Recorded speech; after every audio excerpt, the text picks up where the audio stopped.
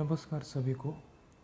मैं हूं वैभव और रिसर्च रिपोर्ट रिव्यू चैनल में आपका स्वागत है, जहां पर हम विविध प्रकार की चीज़ों का मानवीय शरीर पर होने वाला परिणाम देखते हैं। आज का विषय है सुवर्ण यानी सोने का परिणाम मानवीय शरीर पर। तो ये एक रिपोर्ट है जो कि Ayurvedic journal of Ayurveda and holistic medicine की तरफ से बनाया गया है। हम पहले इसका इंट्रोडक्शन करते हैं, संदर्भ देते हैं सबसे पहले। तो यहाँ पर कुछ संदर्भ लिए गए कि सोने का जो संदर्भ है वो अपने को कहाँ कहाँ मिलता है। तो इसका संदर्भ जो है अपने को वेदास में मिलता है, जहाँ पर उसको हिरण्य कहा गया है। यजुर्वेद में मिलता है, जहाँ पर गोल्ड जो है उसको अल्टीमेट बेनिफिशियल बोलो तो सबसे अच्छा गुणकारी चीज़ बताई गई है। फिर आयुर्वेद अथर्ववेद में उसको लंबे जीवन के लिए इस्तेमाल करने को कहा गया है। फिर उसको अलग अलग तरीके से यूज़ किया जाता है, जैसे कि स्वर्ण प्राशन, स्वर्ण भस्म, स्वर्ण पार्वती, खरलिया और स्वर्ण पात्रा, सिंदूर कल्पा, और उसको घी मधु के साथ भी दिया जाता है। और सोने का और जो उल्लेख है वो ज़्यादातर संस्कार में भी आता है और रस जल निधि में भी आता है, जहाँ पर गोल्ड सोने को बहुत शांत स्वभाव का बताया गया है और वो जहर का भी असर ख़त्म कर सकता है, ऐसा यहाँ बताया गया है।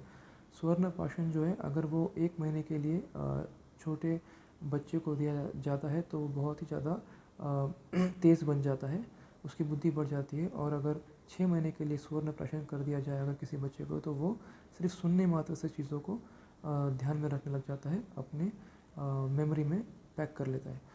अभी मटेरियल्स एंड मेथड्स की बात करेंगे तो क्या क्या मटेरियल्स एंड मेथड्स यहाँ पर यूज़ की गई है कि जिससे हम सुवर्ण यानी सोने पर कुछ रिसर्च कर सकें। वेद और वेदंगा का यहाँ पर उपयोग हुआ है।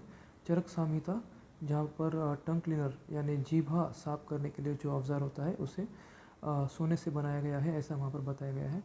और गोल्ड मेटल के यानी सोने के शीट्स भी हुआ करते थे, जो पित्त ज्वर के लिए उसका इस्तेमाल होता था। सुश्रुत संहिता में भी उसका उपयोग बताया गया है। त्रिदोषहारा, विषपहम और काक्षुया यानी आँखों की बीमारियों के लिए भी सोने का यहाँ पर उपयोग बताया गया है। अष्टांग संग्रह में भी सोने का उपयोग यहाँ पर आप पढ़ सकते हैं, यहाँ पर दिया गया है। और इसी प्रकार से अष्टांग हृदय में हृदय के लिए उसका इस्तेमाल बताया गया है। और बाकी भी बहुत सारे, जैसे कि आचार्य सिद्ध नागार्जुना 2, उनका भी एक पुस्तक है। और अमरकंद, उसके बाद में भाव प्रकाश निघंटु, उसके अंदर भी जीवा साफ करने के जो औजार है उन्हें सोने का बनाया हुआ बताया गया है। इसी प्रकार से अपन ने यहाँ पर बहुत ज़्यादा उनके सोर्सेस पढ़ लिए या उसके स्रोत पढ़ लिए। अब यहाँ पर एक टेबल है जिसके अंदर दिया गया है कि एक साइड पर एक बाजू में पूरे जो रसायन है उनका नाम दिया गया है और वो किस रोग में उपयोग होते हैं वो भी दिया गया है। और इन रसायनों में सुवर्ण यानी सोने का उपयोग किया गया है। अभी नए जीवन में, नए काल में सोने का क्या उपयोग है वो अपन देखेंगे।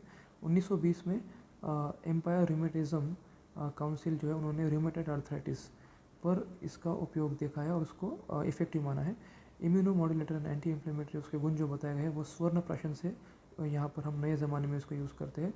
नए युग में स्वर्ण भस्म को हम घी के साथ यूज़ करते हैं, वो यहाँ पर दिया गया घी और मधु के साथ, जिसको अगर छोटे बच्चों को दिया जाए 6 मंथ्स के, तो 6 माह के बच्चों को दिया जाए तो उनमें मीन लेवल्स ऑफ इम्यूनोग्लोबुलिन्स बढ़ा हुआ पाया गया है। इसके बाद हम देखते हैं तो अपने को समझ में आता है कि कैंसर के इलाज में भी सोने का इस्तेमाल होता है। उसके बाद में नए युग में आर्थराइटिस को ट्रीट करने के लिए भी 1935 में फॉरेस्टियर नाम के एक वैज्ञानिक ने इसको प्रूव किया है, जिनमें उन्होंने 6 साल का स्टडी किया था रूमेटॉइड आर्थराइटिस पर, और इसको इफेक्टिव पाया गया है, इसको प्रभावशाली पाया गया है। स्वर्ण भस्म को हम स्कैवेंजिंग एक्टिविटी, मतलब जो शरीर में फ्री रेडिकल्स बनते हैं तनाव के कारण, उनको निकालने में भी काम आता है। यहाँ पर कुछ टेक्निकल टर्म्स है, ये भी आप पढ़ सकते हैं। और ट्रीटमेंट ऑफ अस्थमा में भी इसका काम आता है। और मेंटल हेल्थ, मानसिक आरोग्य में अगर मानसिक रोगी को भी डिप्रेशन अगर होता है तो उसमें भी वो काम में आता है स्वर्ण। उसके बाद में कॉग्निशन के लिए, यानी दिमाग की जो अपनी कैपेसिटी होती है, उसमें अब्राहम एट एल, इन्होंने इनके ग्रुप में मिलकर 1998 में जो रिसर्च किया था उसके बेसिस पर समझाया कि अपने दिमाग की जो मेमोरी पावर है, कॉग्निटिव कैपेसिटी है, जो चंट बना हुआ है उसको वो काम आता है उसके अंदर वो। उसके बाद में या आयुर्वेद में एक बताया गया है कि पारा मर्क्यूरी से भी गोल्ड को बनाया जा सकता है, उसे ज़मीन से ही मिलना ज़रूरी नहीं होता। और पुष्य नक्षत्र में सुवर्ण प्राशन कराया जाता है।